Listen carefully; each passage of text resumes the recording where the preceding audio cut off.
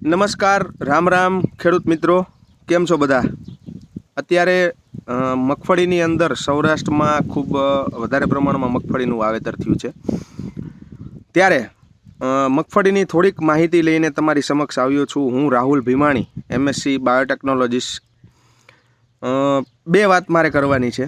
એક તો સૌથી પહેલાં મગફળીની અંદર કોઈ એરિયામાં 35-40 દિવસની મગફળી થઈ છે, અમુક એરિયામાં 15-20 દિવસની મગફળી થઈ છે. ત્યાં ઘણા બધા એરિયામાં સુકારો દેખાય છે.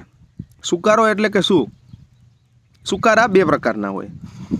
એક તો જ્યારે બિયારણ દાણો વાવવામાં આવે ત્યારે દાણાની અંદરથી જર્મિનેશન નથી આવતું, એની ઉપર કાળું ટપકું થઈ જાય છે, એટલે કાળી ફૂગ લાગી જાય છે. અને બીજા નંબરે કે કોઈ એરિયામાં મગફળીનું 35-40 દિવસ ઉપરની મગફળી થઈ છે તો ત્યાં સફેદ કલરના ધાગા રેસા જેવું તમને દેખાય છે.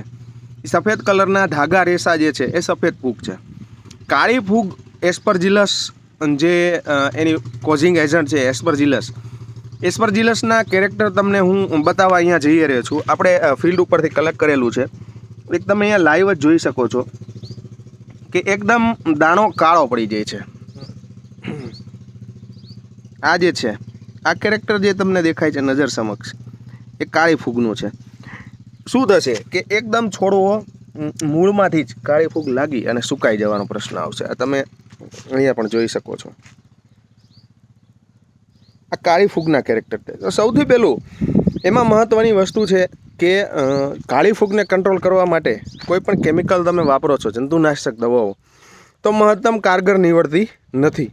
તો ખાસ મારું એક વિનંતી છે કે મગફળીમાં જ્યારે પણ કાળી ફૂગ આવે ત્યારે તમે સ્યુડોમોનાસ, કોઈ પણ સારી કંપનીનું સ્યુડોમોનાસ છે. સ્યુડોમોનાસ એક એવી ફૂગ છે કે જે કાળી ફૂગ કોઝિંગ એજન્ટ છે, એના સ્યુડોમોનાસ નામના બેક્ટેરિયા એને ખાઈ જશે.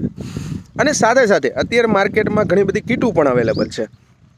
તો એવાની એક કીટ આપણે પ્રોટેક્ટિવ માઇક્રોબ્સની પણ છે, જેની અંદર ટ્રાઇકોડર્મા, સ્યુડોમોનાસ અને NPK ત્રણના બેક્ટેરિયા. ઘણી વખત આપણે જોઈ શકીએ છીએ ખેડૂત મિત્રોની મગફળીની સાઇઝ નાની હોય ત્યારે કોઈ ખાતર નથી નાખતા કે કોઈ કેમિકલ ના વાપરતા હોય, તો એવી અવસ્થાએ તમે ખાસ મગફળીની અંદર તમે ટ્રાઇકોડર્મા, સ્યુડોમોનાસ અને NPK નાખો તો મહત્તમ અંશે તમને કંટ્રોલ જોવા મળે છે.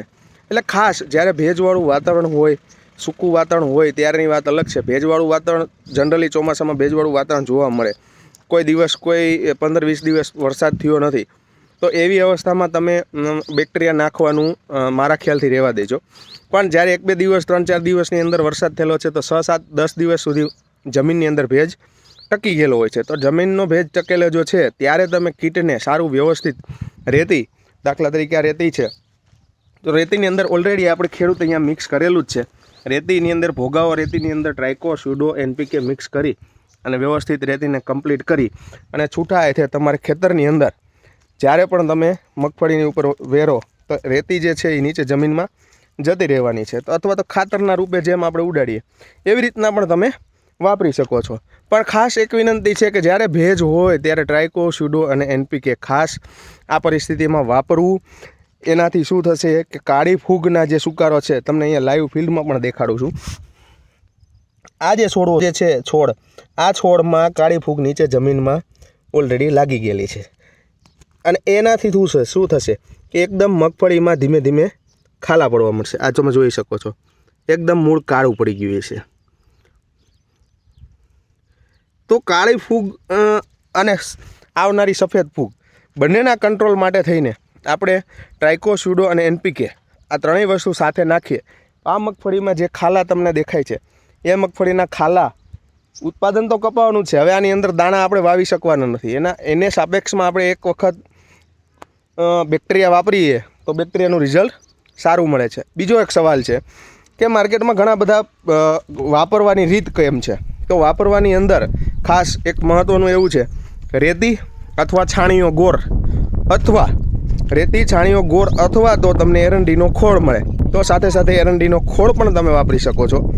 એરંડીના ખોળ સિવાય ઓર્ગેનિક કોઈ પણ તમારી પાસે ઓર્ગેનિક ખાતર પડ્યું છે જેની અંદર કોઈ પણ જાતના કેમિકલ નથી, DAP, યુરિયા, પોટાશ, સલ્ફર, આવા કોઈ ઘાતક કેમિકલો નથી, તો એની અંદર તમે બેક્ટેરિયા મિક્સ કરી અને વ્યવસ્થિત આખા ખેતરની અંદર ઉડાડી દેવાના છે. અને બીજા નંબરે કે ઘણા ખેડૂતોનો એવો પ્રશ્ન હતો કે માર્કેટની અંદર આનો ડોઝ શું હોય. તો ભાઈ મેક્સિમમ જે બેક્ટેરિયા વધારે પ્રમાણમાં ખેતરમાં જવાના તો વધારે કામ કરવાના છે. દાખલા તરીકે 1 વીઘાની અંદર તમે 1 કિલો 2 કિલો નાખો તો એ સંપૂર્ણ ખેતરની અંદર ફેલાઈ શકે. પણ જો તમે એમાં 250 ગ્રામ જ નાખવાના તો 250 ગ્રામ ક્વોન્ટિટી ઓછી પડે છે. એટલે કે ઓછી ક્વોન્ટિટીમાં તમારું ખેતર પૂરું પરવડશે નહીં. એટલે ખેડૂત મિત્રોને એવી ભલામણ છે કે વધારે ક્વોન્ટિટીની અંદર જો જાય કે વીઘે 1 કિલોનો ડોઝ છે, 1 વીઘામાં 2 કિલોનો ડોઝ છે, કોઈ એકરમાં ડોઝ છે, કોઈ 4 વીઘે ડોઝ છે, તો એવા બેક્ટેરિયા નાખવા વધુ હિતાવહ છે. ખૂબ ખૂબ આભાર.